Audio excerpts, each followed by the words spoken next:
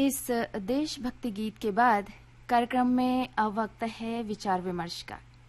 हमारे आज के विचार विमर्श का विषय है, क्या आप भी बेटा बेटी में भेद करती हैं?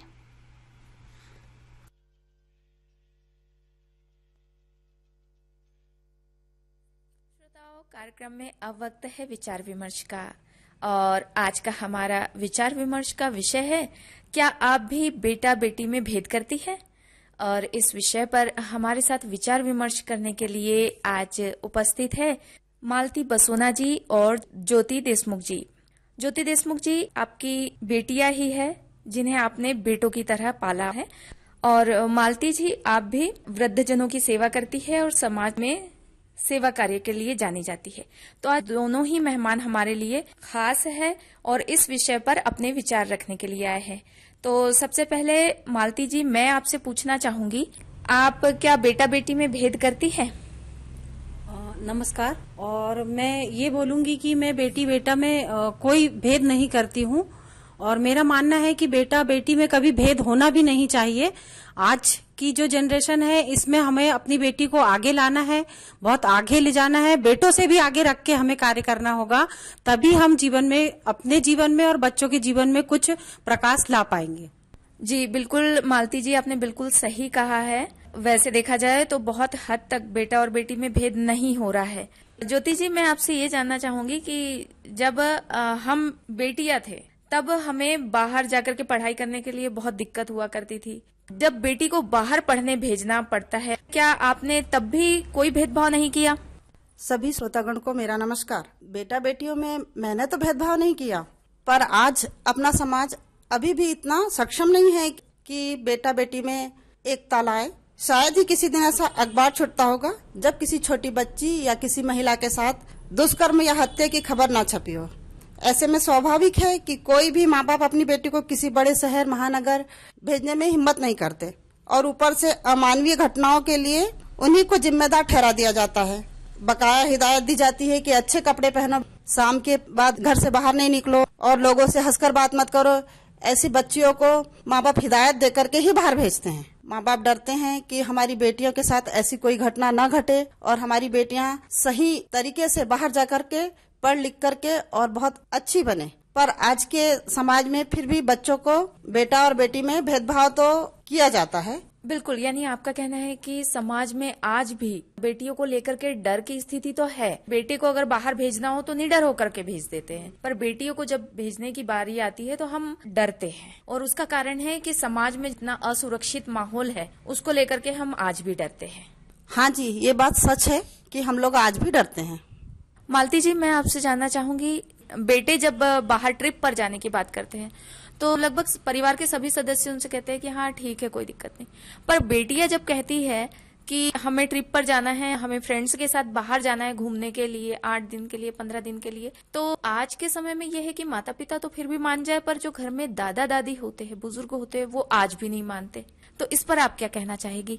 हम क्या उन्हें समानता का अधिकार दे पाए हैं? आप सही बोल रहे हैं कि परिवार में हमारे जो दादा दादी होते हैं या हमारे जो सास ससुर होते हैं या परिवार में चाचा चाची होते हैं, ये सभी लोग इस चीज को नहीं देते हैं प्रोत्साहन कि बेटे को जैसी फ्रीडम मिल रही है बेटी भी बाहर जाए, फ्रेंड के साथ रहे। ये सब को आज भी समाज नहीं मानता है और लगभग सारे लोग यही बोलते हैं कि बेटियों को इतनी छूट मत दीजिए।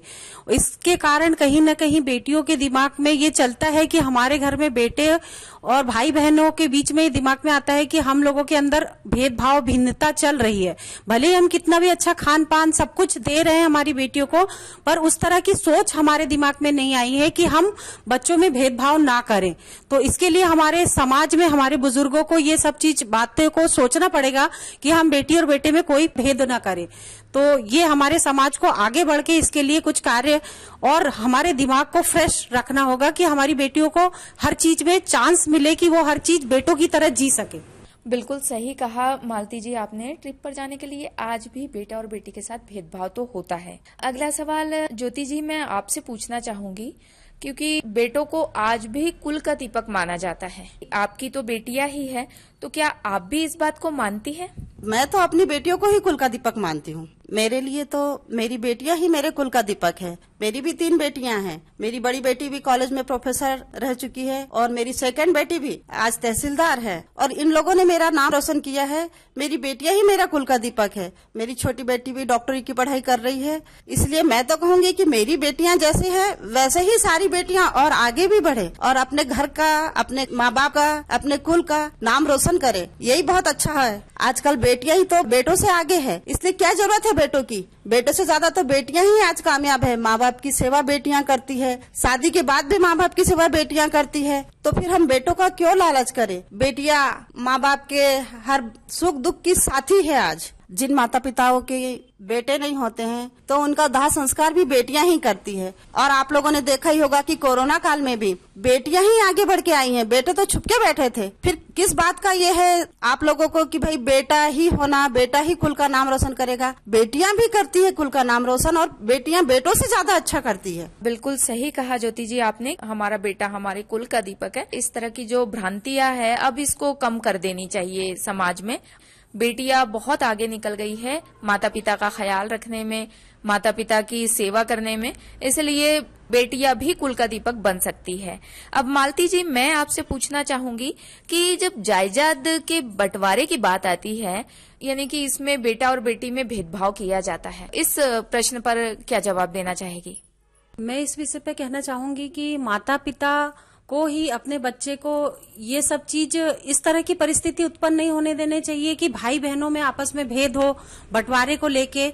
माता पिता को बचपन से ही अपने बच्चों को इस तरह से पालना चाहिए कि कभी कुछ भी देने की बारी आए तो वो अपनी बहनों को खुशी से सब कुछ दे। और अक्सर करके जब बेटियों की शादी हो जाती है तो बेटियां ये सोचती हैं कि अगर मैं अपना हिस्सा बंटवारा ले लूंगी तो कल को मायके में आके एक लोटा पानी भी उनसे नहीं ले सकूंगी। तो इसको लेके बेटियां अपने बंटवारे से दूर भागती है। और 2005 में ये कानून हो गया है, अपने सिस्टम में आ गया है कि बेटी और बेटा को समान अधिकार है जायदाद पर। तो इसके लिए हमारी बेटियां माता पिता से विरोध करे या भाई बहनों से लड़े, ये हमारे समाज में आना नहीं चाहिए। उन लोग आपस में खुद ही अपनी बेटियों को अपना हिस्सा दे, खुशी से दे, पहले बुला के दे। हमारे समाज को इस तरह से जागरूकता लानी चाहिए। यही मेरा निवेदन है सारे समाज से। बिल्कुल मालती जी, आपने सही कहा। और ज्योति जी, अब आपसे पूछना चाहूंगी कि समाज में बेटा और बेटी को लेकर भेदभाव ना हो, इसके लिए आप क्या संदेश देना चाहेगी?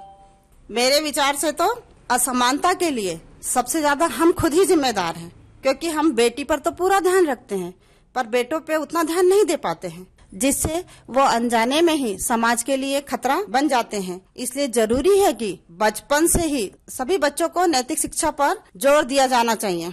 बिल्कुल सही कहा आपने कि बच्चों की नैतिक शिक्षा पर यदि हम जोर देंगे तो हमारे समाज का भी नैतिक पतन होने से बच जाएगा। इस विषय पर जो आपने विचार विमर्श किया, अपने विचार रखे, इसके लिए आपका बहुत बहुत धन्यवाद। धन्यवाद। धन्यवाद दीदी, आपका धन्यवाद।